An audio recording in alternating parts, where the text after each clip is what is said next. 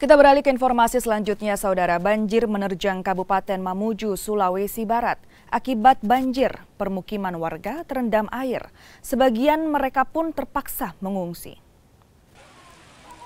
Salah satu lokasi pengungsian berada di Terminal Angkutan Darat di Simbuang, Kecamatan Simboro, Kabupaten Mamuju.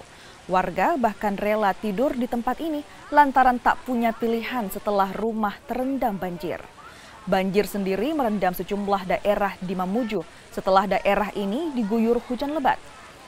Daerah yang terendam banjir masing-masing Desa Sese, Tadui, Karema, dan Bambu.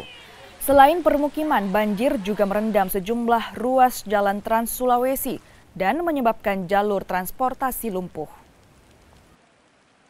Rumah ya, alhamdulillah.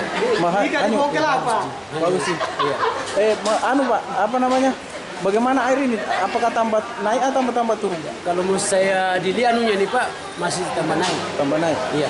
Ada berapa warga kira-kira ini? Kalau di sini nih Pak, sekitar 40. 40? Iya. 40 kakak. 40 kakak? Iya. Semuanya mengungsi Pak Di? Iya, semuanya mengungsi karena ini pengungsi yang ini ada 2. Di mana itu Pak? Mereka separuh ada di Simbuang Terminal. Terminal. Ada di sini? Ya, ada juga di sini.